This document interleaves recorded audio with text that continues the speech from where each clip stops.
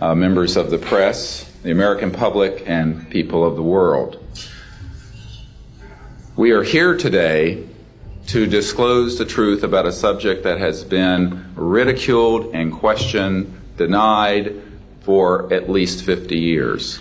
The men and women who are on this stage and the some 350 additional military intelligence witnesses to the so-called UFO matter and extraterrestrial intelligence can prove and will prove that we are not alone.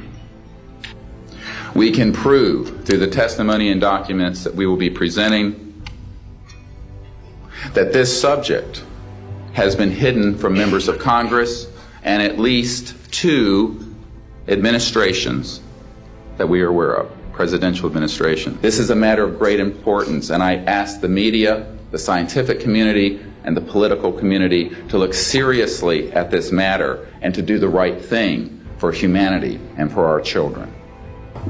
My name is Don Phillips. I was in the United States Air Force and had worked with certain intelligence agencies of the United States government. Graham Bethune. I'm a retired Navy commander, pilot, had a top secret clearance. My name is Dan Willis. I was in the United States Navy. I held a top secret crypto level 14 extra sensitive material handling security clearance. 20 years ago, in 1980, I was a security specialist assigned to RAF Bentwaters, Woodbridge, NATO Air Force facilities. A 3-night UFO event where objects made incursions over our WSA. These objects were on the ground on 2 different nights. We had a secret security clearance. We had ground visual, ground radar, airborne visual, and airborne radar. These vehicles have been seen and confirmed all over the planet. In 1992, we detected 15 objects west side of the Toluca airport. I was the division manager for the Accidents Evaluation and Investigation Division.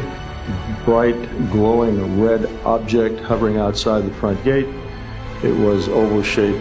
My weapons started going down, one after the other. They went into a no-go condition, what we call no-go condition. They were unlaunchable. The UFO was seen near the missile silos, and the missiles were deactivated. My name is Donna Hare, and I worked at Philco Ford Aerospace. I did the launch slides and landing slides, and also projection plotting boards, lunar maps for NASA. The Apollo astronauts saw craft on the moon when we landed. The astronauts are told to keep this quiet. They're not allowed to talk about it. I was a precision electronics photographic repairman with a top secret crypto clearance.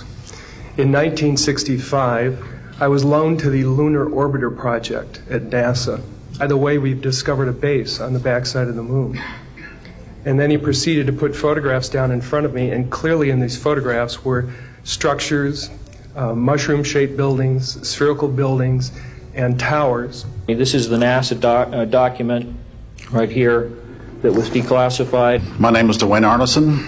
I served 26 years as a communication electronics officer in the U.S. Air Force, all over the world, including Vietnam. The UFO had crashed on the island of Spitsbergen, Norway, and the team of scientists were coming to investigate it. I held a top secret SCI TK clearance. One had landed or crashed at Fort Dixon McGuire, right? My name's Clifford Stone. I was a Sergeant First Class, United States Army. I could get the clearance that I needed to do whatever it was that was necessary for me to do at the time on special operations when I was called in on those. What I'm referring to here is that I was involved in situations where we actually did recoveries of crashed saucers. I've been involved where we have recovered these objects. We know them to be of extraterrestrials. While we were doing all this, we were telling the American public there was nothing to it. We were telling the world there was nothing to it. There were bodies that were involved with some of these crashes, also some were alive. And the secret government, which is concealing this information from the American public. And I am happy and proud to serve as General Counsel to the Disclosure Project. 21 years of service, I held a top secret clearance. And I signed for well over 2,000 documents. In order to sign an inventory of those things, you have to read them. Believe me. There are many, many different references to UFOs. We were a backup team. Later on, most people involved would have been were to be told that there was nothing on board it. It was nothing more than just a crash of one of our aircraft. I know better because I was one of the people that approached it with a Geiger counter to get surface readings. I was the first person to go ahead and see that there were bodies on it. That would be the first of approximately 12 events. UFO crashes are not events that take place every day. They're rare.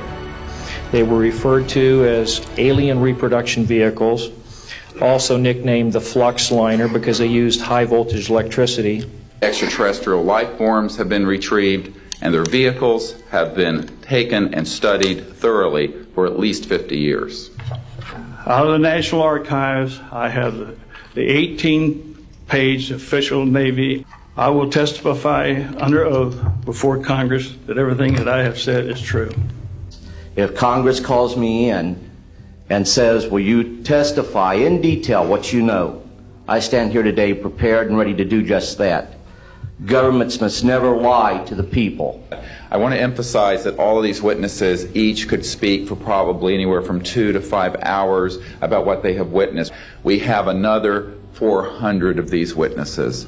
I have carried this burden for 8 years. I'm now giving it to you, the American people and the people of the world, to take it forward. We have lost control of these projects from a constitutional law perspective because the infrastructure within military intelligence and corporate channels is so well funded and so complex and labyrinthine that there are compartments within compartments within compartments, and people who are in the Congress who make inquiries, and in fact President Clinton, when he made inquiries, were simply denied access, as you heard earlier that President Carter was denied access. They are free to speak. We are declaring all national security oaths on this subject null and void. These are people who have been inside the CIA, NSA, NRO, Air Force, Navy, Marines, Army, all divisions of the intelligence and military community, as well as corporate witnesses, contractors to the government.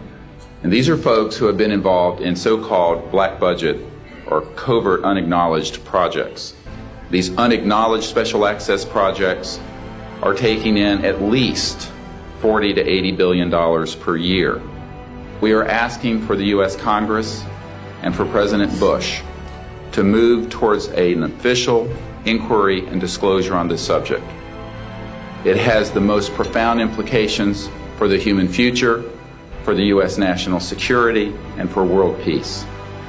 Specifically, technologies connected to UFO and extraterrestrial vehicles, if declassified and used for peaceful energy generation and propulsion, would solve the looming energy crisis definitively, would end global warming, would correct the environmental challenges that the Earth is facing.